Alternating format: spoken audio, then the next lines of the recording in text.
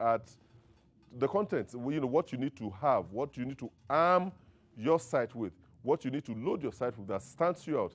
And not only about making money, but about getting your voice heard and about letting people understand that you have something to say. We are moving from the extraterrestrial TV to digital, and of course, the social media has made it happen. So that's all we're going to be doing today, and maybe much more as the program unfolds. But don't go anywhere, because right after this time out, we'll be at the studios where you'll meet my guest. His name is Fola Daniel. See you after this time out.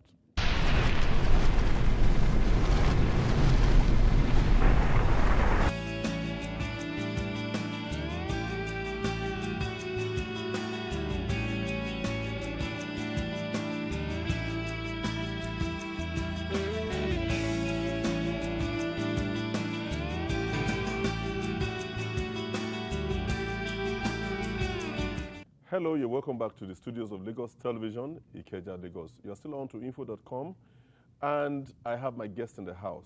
So, Fola, you're welcome to today's program. It's a pleasure to be here. Thank you so very much for the elucidating power of your presentation. I mean, people are calling and tweeting and going to the YouTube to go find out about blogging. Now, the other time we talked about the types of blogging. Yes. How to drive people to your site, and how to put a niche, okay, on your blogging, on your blog, Abi. So now, tell us, let's do content. What are the things that should form the content of a blog? Okay, talking about the content of the blog, we would start with even the type of blog that it is. You know that you can actually have a vlog, which is actually more like a video blog. Do you want to do a blog that is strictly videos, or do you want to do a blog that is more like your diary? Because some people run a blog which is just like a diary of their life. Then the others will run a travelogue. So it means that the blog is just an account of your travels. That's if you travel very often. Then you may want to do a magazine blog. And the magazine blog means that you're permitted to do quite a number of things. Or you can run different contents. You can have a video, you can have fashion. Instead of running just a fashion blog, you can have fashion on it, you can have entertainment, news, and stuff like that. So you need to first decide what exactly are you looking at, because that will determine the audience you can reach out to. Then the other things that can form your content, you may want to look at politics. But before you even go there, what is your own passion as a person? Because if you're not passionate about something and you decide to build your content around it, you have problems. You run easily into blocks. So is it your passion? Is this something you can easily provide content for? Then that makes it easy for you to blog about. I am passionate about motivation. I'm passionate about productivity.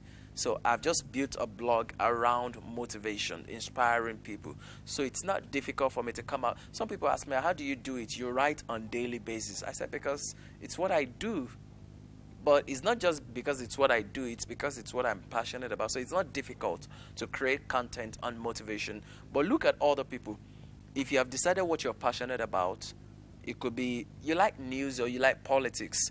Build a blog around politics. Talk about what's happening on a daily basis. And that won't be hard for you. All you need to do is what's on the news in the morning. Maybe like 6 a.m. news, 7 a.m. news. Blog about it. And because other people have opinions, other people want to say something on the national issues, most likely you get a lot of people who will be talking about it. Then are you the type that's passionate about fashion? Then stick to the fashion blog. Are you passionate about weddings, photography, pictures, and stuff like that? Stick to that. So let me interrupt you. Let's talk about the page itself. Okay. The difference between a functional website and an ordinary website is the fact that one is interactive. Yes. You can do almost everything. I mean, it's like it's alive. Yes. Do that also go with blogging? Yes, that's why it's called blog. The word blog is from two words, web and log. And the word log actually is about talking about making regular entries. That's why it's called a blog in the first place. So it's easier to update on blogs. In fact, and I'm hoping that at some point we will get there. There's mobile blogging, meaning you can blog from your Android phones or Android tablets. You can blog from your BlackBerry phones, and that's because you can easily, they have applications already. So all you need to do is have your content, copy and paste, upload. So you can blog from anywhere, and you can easily update your blog. If you're beginning to write, sometimes there are people that can express themselves but cannot articulate, in writing. Yeah. Does that affect you in any way? You can, in Or, that case, or do you subcontract that to someone else's good? that's why you can actually do what we call a video blog. So you might want to do more of videos if you don't have that time. In fact, doing a video actually saves you a lot of time. So you can just do a video blogging, or right now there's what we call voice blogging, which in a way means that you can activate the post by voice on your blog. And what that does is you just dictate your posts. And as you're dictating, the blog is actually writing what you're dictating. So if you don't want to take the time to write, you can, for instance, some phones have the application called Dragon Dictation. So you can actually just dictate your content.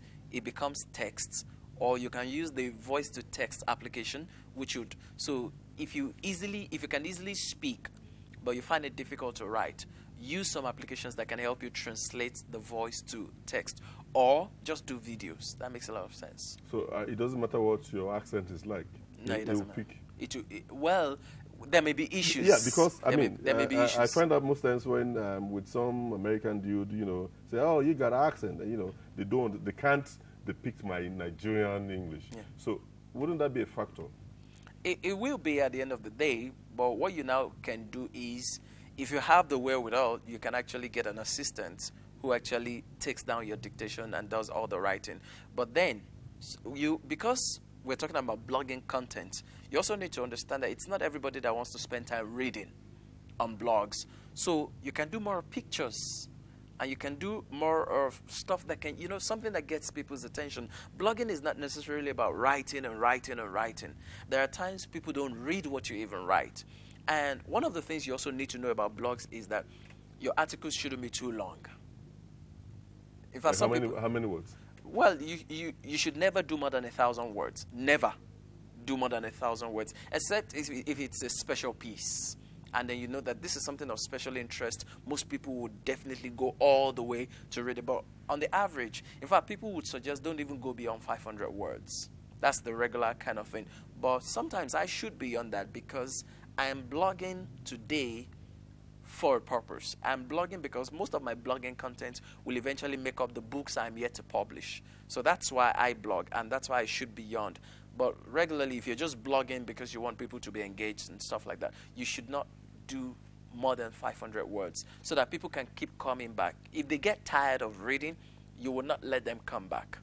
But if they don't get tired, if it's short, brevity, if it's concise, then you can keep the people coming back. So you don't want to do too much. Okay, we're still looking at content, but what I meant the other time when I talked about, yes, of course I know that web and log, but I'm talking about the perception of your site. Okay. Somebody looks at it, some are so shoddily done. Yeah.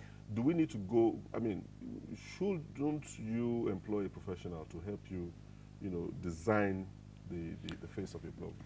If you can, yes, you should. And what so many people have issues with right now is that not too many people can actually upload their own designs on blogs. It takes a techie, a real techie, to be able to upload designs on blogs. And you probably need to have knowledge of some of these technical jargons or web development. So in fact, even web developers, a lot of the web developers don't even know how to actually upload designs on a blog. And that's because blogs mostly come with predefined templates. So all you need to do is choose from one of the templates.